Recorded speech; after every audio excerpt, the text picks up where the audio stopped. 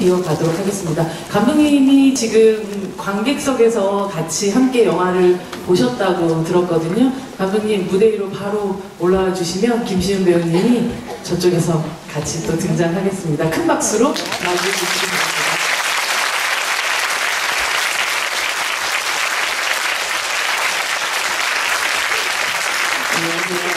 네, 저희 인사하고 자리에 앉아서 이야기 이어가도록 하겠습니다. 차렷, 인사 부탁드립니다.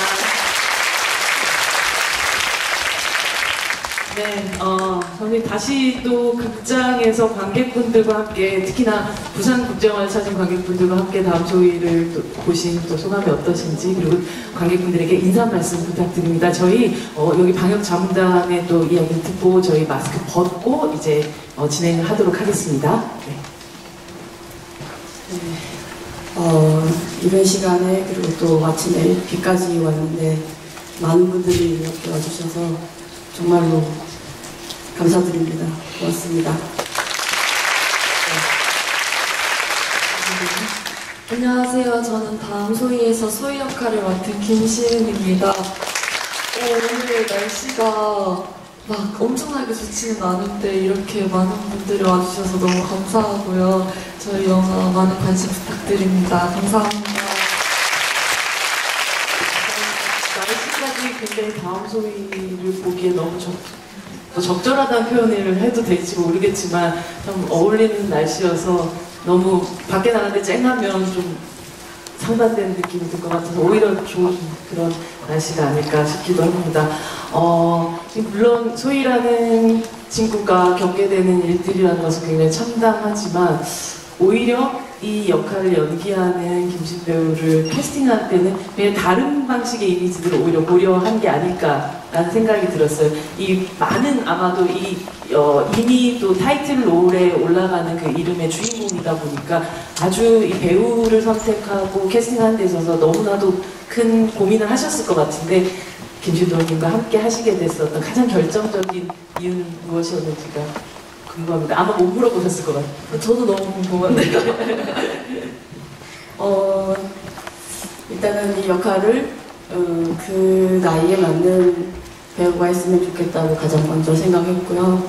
그리고 이제까지는 잘 알려지지 않은 저에게도 새로운 얼굴이고 또 관객분들에게도 새로운 얼굴로 소희를 찾고 싶다는 마음이 또 가장 컸습니다.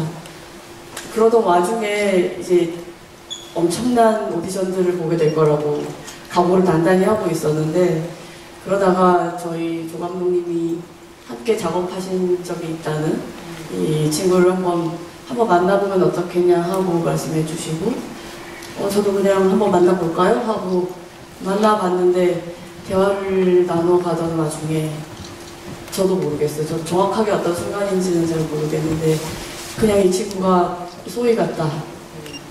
그냥 소희가 와서 앉아있다 이런 생각이 들었습니다. 그리고 그냥 그 자리에서 다음에 또 만나면 어떻게 하자 이러고 있더라고요. 제가 굉장히 자연스럽게. 네.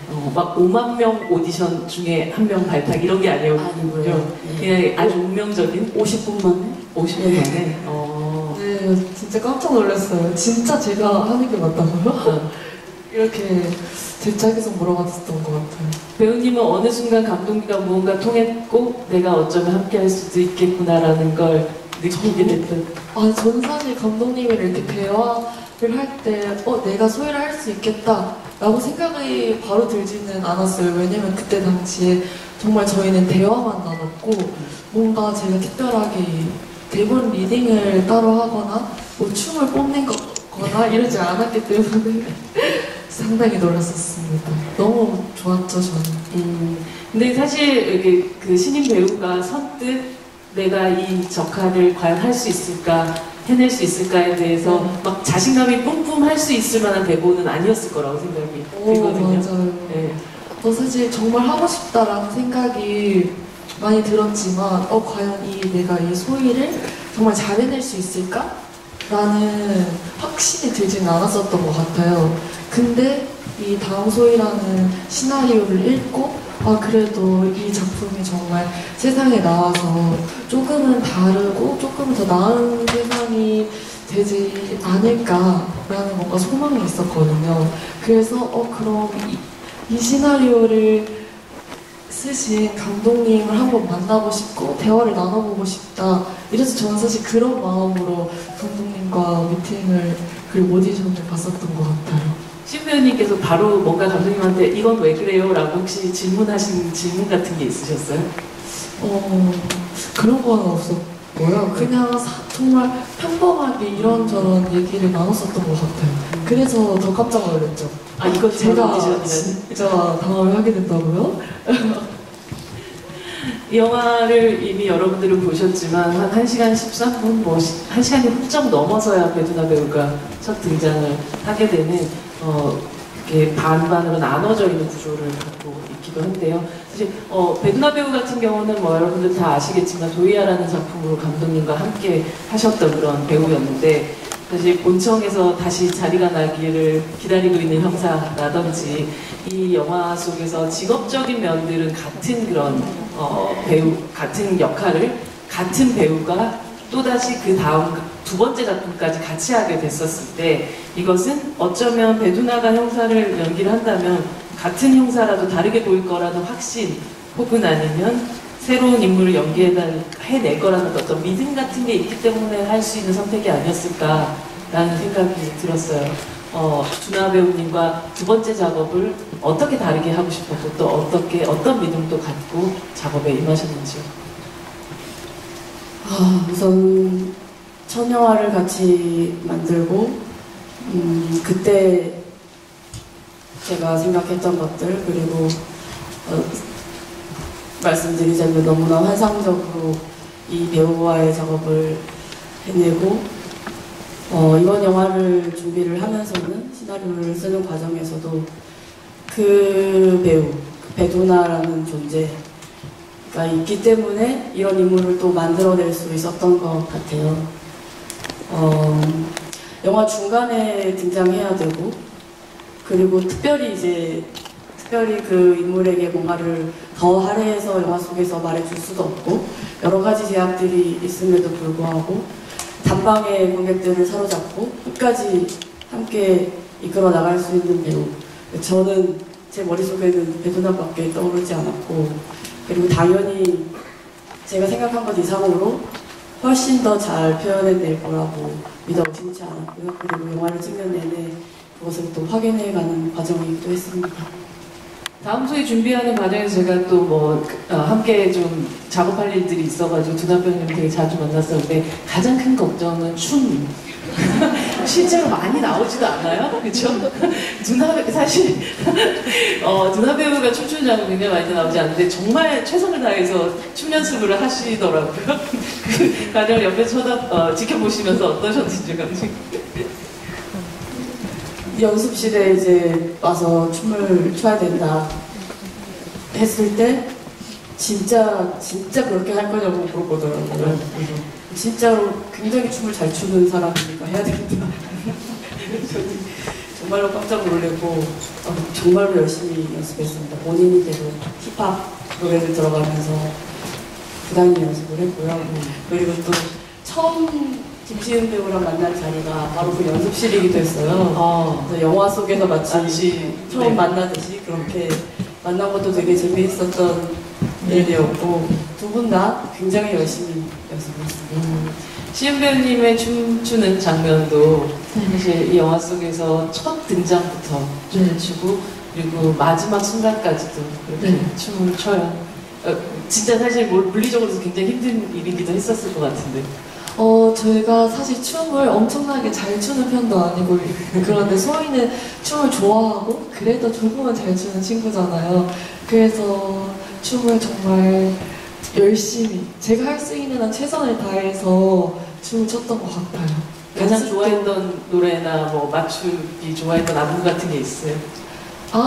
그 노래가 등장하지 않았거든요. 않는데 그 노래가 있어요. 뭘지 얘기해 주면 돼요? 꿈이 뭐야라는 곡이거든요. 노래가 좋으니까 한번 들어보세요. 박자가 잘 맞을 거예요. 사실 영화 속에서도 사람들이 되묻는 그런 물음이기도 하지만 왜 소희는 그렇게 춤을 췄을까요?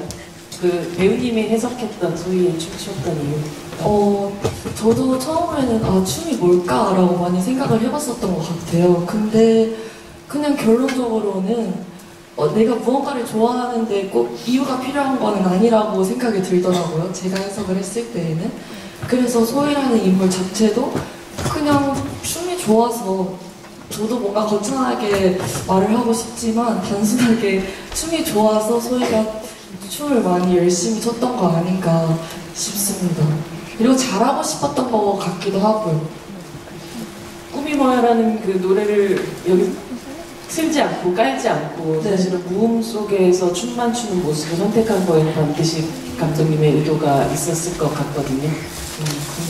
네, 저희 이전에도 와 계신 제작실장님께서 그 곡을 사용할 수 있도록 또 굉장히 부단히 노력을 하셔가지고 이 저작권 문제도 해결해 주시고 해서 그 그레이 씨에게 허락을 받아서 사용도 할 수 있게 되었었어요.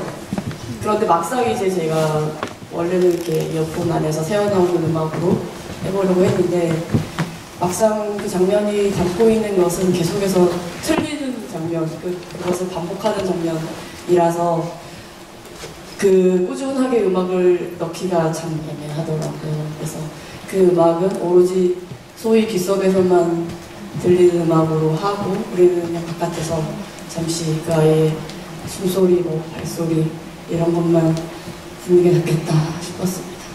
몸짓은 굉장히 처절한데 동시에 이 아이는 지금 굉장히 살아있구나 같은 걸 또 느끼기도 했었던 장면이라서 오히려 말씀하셨던 대로 제작진장이 너무 고생하셨겠지만 음악이 안 들어가는 편이 훨씬 더 우리에게 소희를 제대로 보여주는 첫 오프닝이었다는 생각이 듭니다. 꽉 메워주신 이 관객분들이 엄청난 질문들을 또 가지고 계실 것 같은데요. 저희 관객분들에게 마이크 또 넘어가도록 하겠습니다. 여기서 두 번째, 돌아보시는 분에게 마이크 가도록 하겠습니다. 네, 안녕하세요. 감독님 진짜 영화 보면서 너무 많이 공감하고 슬퍼서 아직도 위험이 있는데요. 눈 내리는 장면이 여러 번 등장했는데 감독님이 생각하시는 노래는 있다 뭔지 궁금합니다. 네. 아유, 저도 울 것 같네요. 되게 눈 내리는 풍경을 보면 되게 이쁘고 일단은 추운 겨울에 내리기는 하지만 뭔가 좀 포근하고 그런 기분이 들잖아요. 그러면서도 또 한편으로는 그 눈이 다 내리고 난 다음에 그 눈이 녹을 때 이럴 때를 보면 언제 그렇게 예뻤냐는 듯이 또 그 지저분하기도 있었던 하고. 네, 이런 것들이 또 드러나기도 하잖아요. 그런 차원에서 이 영화에서 눈을 사용하면 좋겠다고 생각을 한 것 같습니다. 한편으로는 되게 위로받고 싶을 때 눈이 내리는 것 같은데 또 용납없이 그 다음에는 너무 안 좋은 일들이 생기고 그런 거였던 것 같아요. 네, 다음 질문 가도록 하겠습니다. 여기 앞에서 세 번째 줄에 지금 두 번째 앉으신 분 가도록 하겠습니다. 배두나 배우님께서 나오시는데 보시면은 오래 쉬어서 뭐 시킨 대로 해야 되는데 이런 대사도 나오고 근데 딱히 그렇게 구체적인 서사가 나오지 않는데 그런 부분에 있어서 원래 설정한 서사가 있으셨는지 아니면은 형사직을 처음 맡아서 매너리즘에 빠지지 않는 뭐 이런 정도의 설정인 건지 좀 궁금합니다. 네, 그러니까 영화 속에 나오는 딱 그 정도로만 갖고 있었습니다. 거기까지는 사실은 드러나진 않지만 어머니가 돌아가셨고 또 오랫동안 휴직을 1년 넘게 휴직을 한 이유가 또 어머니 돌아가시기 전에 같이 이 연간호를 하는 둘밖에 없으니까 이런 정도의 설정이었고요. 대개는 이제 이렇게 실무를 하지 않고 여기서 나오는 본청이라고 불리우는 그곳에서 사무직으로 일했던 그런 경찰로 설정을 했습니다. 이제 엊그제 제가 영화를 보다가 그 위에 청사 과장이 어머니 일은 하고 유진이 지금 바로 가봐야 돼서요 라고 하잖아요. 이게 꼭 제 심정 같아요. 지금 바로 가봐야 돼서 영화를 빨리 진행시켜야 돼서 더 네. 이상 어머니 얘기를 더 이상 할 수가 없었어요. 감독님 이런 의외의 유머가 있으신 분이시죠? 안녕하세요, 배우님. 진짜 그렇게 아마도 도희한 때 같은 경우는 또 이 형사의 또 전사들이 조금 나오기도 해서 아마도 그녀에게도 뭔가 다른 이유가 있지 않을까라는 생각을 좀 하셨지 않았을까 싶기도 해요. 네. 다음 질문으로 이어가도록 하겠습니다. 이번에는 조기 제일 끝에 네 지금 손 계속 들고 계신 분에게로 가겠습니다. 그 감독님 영화 너무 잘 봤고요. 그 소희가 마트에서 맥주 2병 마시는 장면에서 그 문틈 사이로 들어온 햇살이 되게 저에게 따뜻한 이미지로 느껴졌는데 사실 그 이후의 내용 전개는 뭔가 따뜻한 이미지와 뭔가 저는 맞지 않는 전개니까 그 햇살이 소희에게 어떤 의미였는지 좀 궁금해서 감사합니다.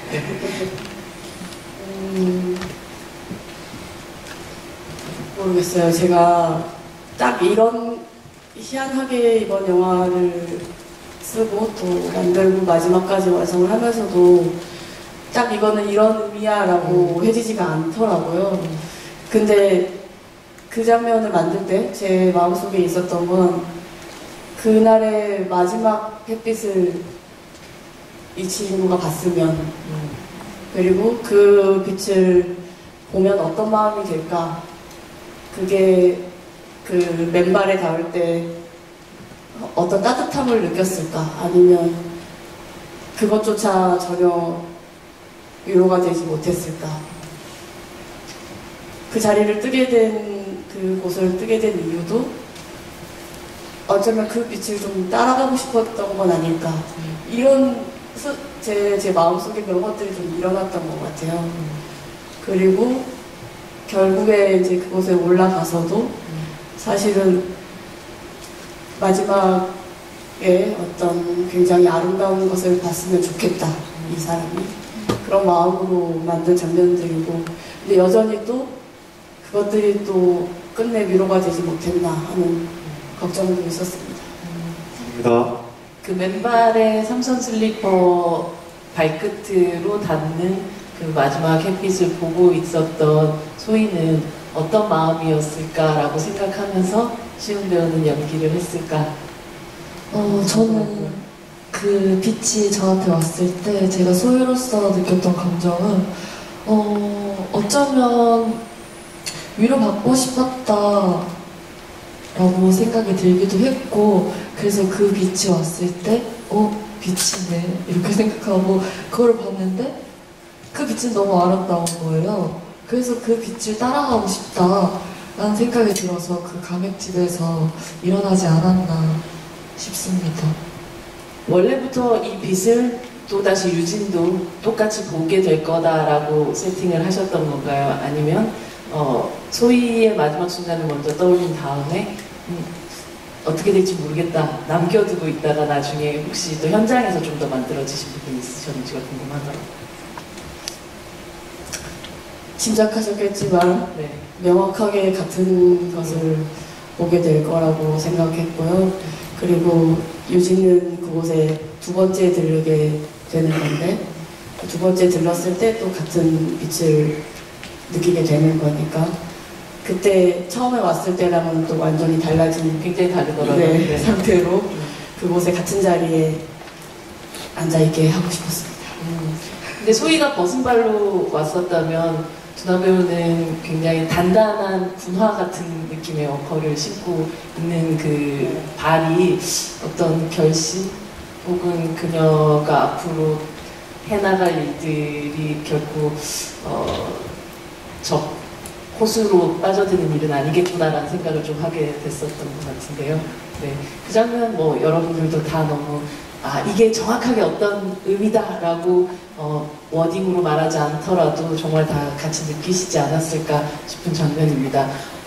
맥주를 두 병을 한 번에 네, 한 번에 두 번씩 시키는 건 소희의 항상 그 배포인가요? 술을 먹으면.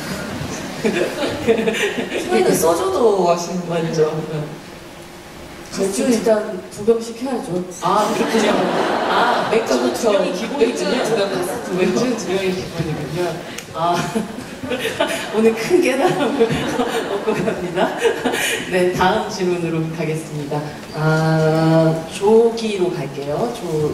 예. 네, 맞습니다. 네. 이렇게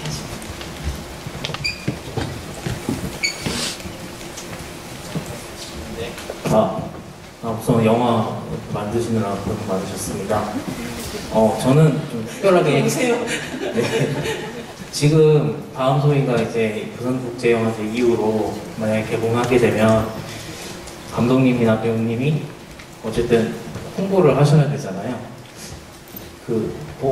이 영화를 알리기 위해서 본인들이 가장 생각하는 한 컷을 추천하고 싶어요. 홍보팀에서 나오신 건 아니시죠? 이런 적은 있습니다. 아, 일한 적은 있으시군요. 아, 직업병이구나, 저거. 그렇죠.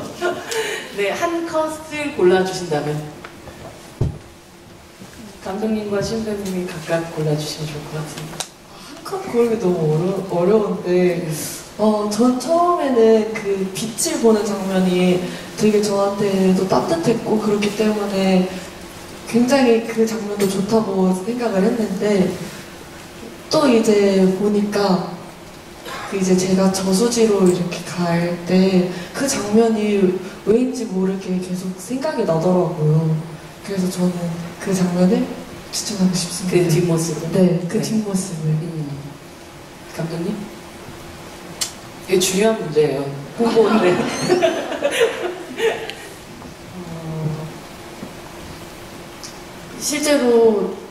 실제로 영화에는 사용하지 못했는데 어떤 포스터가 하나 있어요. 우리가 만들어 놓은 간 포스터 중에 하나가 그 저수지가 있고 그 물을 내려다보는 유진이 혼자 서 있는 장면이 있습니다. 근데 그 서 있는 모습이 있고 그 옆으로 그림자가 하나 이렇게 와 있어요. 그게 이제 소희가 화면 바깥에 서 있다가 생긴 그림자가 우연하게 그렇게 찍힌 진짜 네, 저도 못 봤는데 장면이 있습니다. 우리 스틸 기자님이 그래서 그 장면을 좀 어떻게 해보고 싶네요. 공개해 주실 건가요? 네. 꼭 포스터로나 뭐 이렇게 쓰이지 않더라도 꼭 공개 한번 해주시기 바랍니다. 뭐 공약 같은 건가요? 이렇게 뭐 100만 우리 넘으면 홍보팀도 있을 텐데. 사실 이게 배우 배우의 그 연기라는 게 아까 말씀하셨던 같은 그 가맥집을 처음 방문했을 때 그 이후에 방문했을 때 감정 상태가 완전히 달라 있고 소희의 그 사건에 대해서 느끼고 있는 분노의 상태도 완전히 달라져 있는데 이 감정의 상태를 어떤 방식으로 그라데이션에서 올라가야 하는가에 대해서 굉장한 고민들이 많았을 것 같아요. 누군가가 봤을 때 갑자기 왜 급발진할 수 있다라고 느껴질 수도 있거든요. 그래서 그런 부분에 대해서 배우님하고 어떤 방식의 또 이야기를 나누셨는지가 좀 궁금하더라고요. 우선은 그런 부분이 많이 염려가 되는 것도 있어서 시나리오 단계 고민을 많이 했습니다. 그래도 반드시 또 거쳐나가야 되는 단계들이 있고 또 들어야 되는 말들도 있고 영화 속에서 최대한 등장해서 앞부분에 그래도 좀 더 건조하고 좀 더 지치고 이런 상태로 우리가 오유진이라는 인물도 충분히 받아들일 수 있어야 하니까요. 관객분들이 그런 점에서 시작해서 또 하나하나 이것들을 이 죽음에 대해서 알아가다 보면 당연하게 일어날 수밖에 없는 감정들 실제로는 제가 또 이 사건에 대해서 알아가고 또 이야기를 만들어가면서 느꼈던 것들 그와 동시에 또 시나리오를 보고 배우 본인이 또 느꼈던 것들 그런 것들이 충분하게 저희끼리는 다가와서 실제로는 굉장히 계산을 해가지고 이 장면에 뭔가를 컨트롤한다거나 하는 것 없이 어떻게 보면 마치 제 마음속에 왔다 간 것처럼 그렇게 시나리오 자체를 이해하고 있었고 그걸 그대로 표현해낸 게 주가 됐던 것 같습니다. 주먹을 날릴 때 아주 속이 시원한. 하지만 또 그러고서도 속이 시원하지 않는 그런 마음을 가지게 됐던 것 같아요.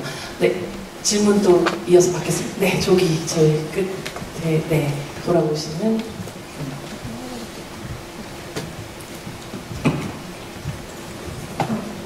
음악 잘 봤습니다. 계속 울면서 봤는데 저는 소희가 정의로운 친구라고 생각했거든요. 처음에 곱창집에서도 그렇고 나중에 콜센터에서 일할 때 그 아이가 죽었다는 남자 어른이 전화를 하는데 바로 해지해주지 않고 뭔가 계속 판매를 하려고 했었잖아요. 저는 그게 소희가 뭔가 그때 실적이 좋은 이런 때니까 돈을 벌고 싶어서 그런 거라고 생각했는데 소희가 정의로운 친구라고 생각했는데 그렇게까지 돈을 벌고 싶었던 이유가 뭔지 궁금했습니다. 그때 소희는 왜 그랬을까요? 저도 그 장면에 대해서 많이 생각을 해봤었는데요. 소희가 소희도 처음에 그 얘기를 듣고 굉장히 놀랐을 거예요. 놀랬고 근데 그 상황에 이제 너무 익숙해져 버린 거죠. 나는 이 일을 어쨌든 계속해서 로봇처럼 말을 하고 있고 그리고 그때 친구들한테도 카톡이 왔잖아요.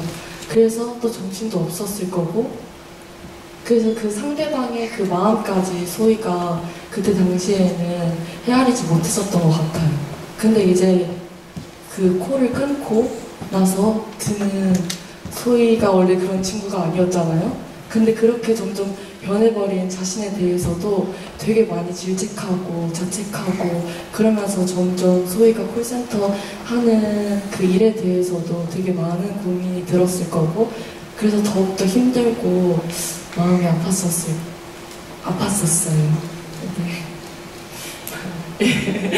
네, 네, 가운데 아마 이게 마지막 질문이 되지 않을까 싶긴 한데요. 네, 가운데 분에게 가겠습니다. 네, 이분입니다. 네, 전달 좀 부탁드릴게요. 마이크. 네, 일단 영화 너무 재밌게 잘 봤습니다. 혹시 그 첫 장면이랑 마지막 장면이 다 춤추는 장면으로 끝났는데 처음에는 좀 실수를 많이 하잖아요. 근데 마지막에는 정말 멋지게 완벽하게 춤을 추는데 그게 어떤 의도가 있는지 궁금하고요. 그리고 시은 배우님이 그 노래방에서 친구랑 노래 부를 때 그 노래가 이승환님 노래가 알고 있는데 특별히 그 노래를 부르신 사유가 있는지가 궁금합니다. 감독님부터 대답해 주실래요?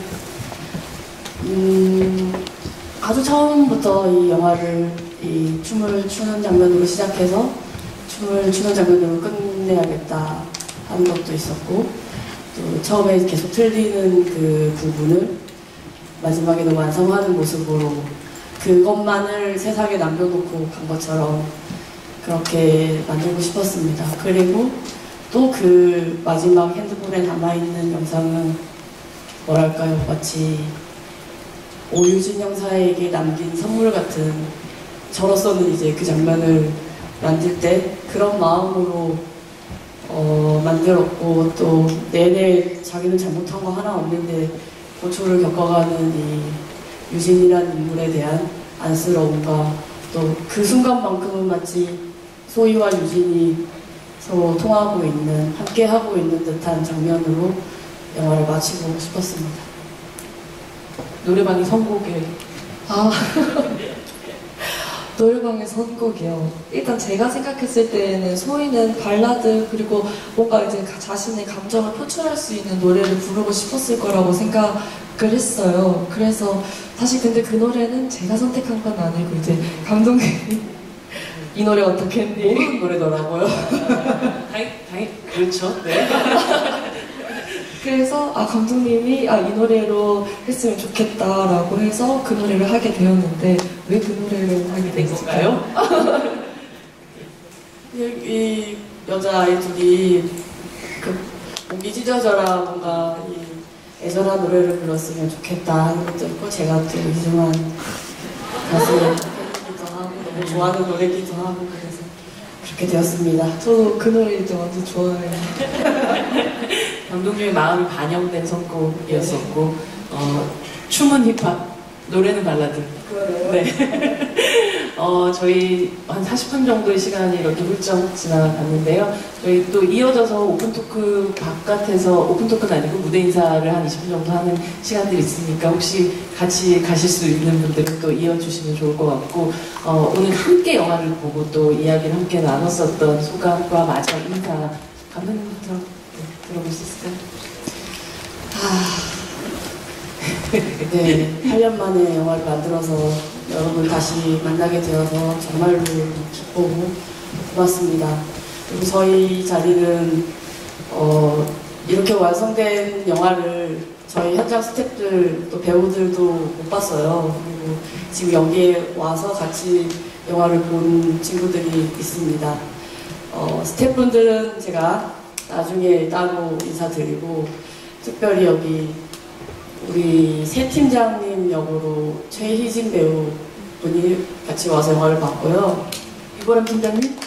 네. 팀장님 계시니까.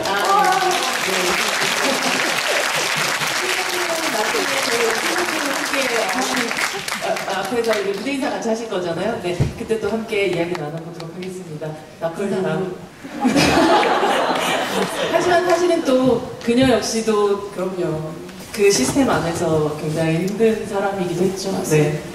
그 소희의 사수, 우리 지원 역을 했던 윤가희 양이 또 함께 영화를 봐줬고요. 네. 잠깐 일어나 주실 수 있어요? 어디 있나요? 갔나요? 가셨나요? 부끄러워하시고 계시다면 어쨌든 박수 한번 부탁드려요. 너무나 고맙게도 우리 상담사 역으로 같이 내내 일주일 내내 함께 그 콜센터 세트 안에서 고생했던 우리 친구들도 함께 여기 지금 영화를 보고 있었어요. 너무나 감사합니다. 그리고 마지막으로 너무나 함께 하고 싶었지만 이 자리에 같이 와서 영화를 볼 수 없는, 지금 미국에서 영화를 찍어야만 해서 함께 할 수 없었던 리벨문이라는 영화를 정말 네. 이렇게 격렬하게 찍고 계신, LA에서 찍고 계십니다. 네. 네. 저희 배두나 배우에게 또 격려해 주시고, 저로서는 마치 두나 씨 대신 온 것처럼 느껴지는 두나 씨 우리 팬클럽 글로리아 분들이 여기 함께 있어서 저는 든든합니다. 고맙습니다.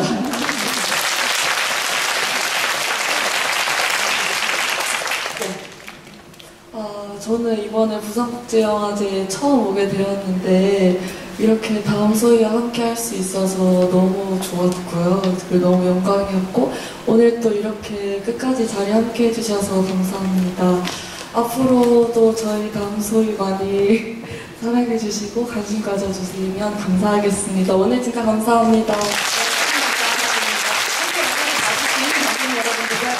함께 해주신 다음 소희 팀에게 같이 박수 치면서 이 자리에 나오겠습니다.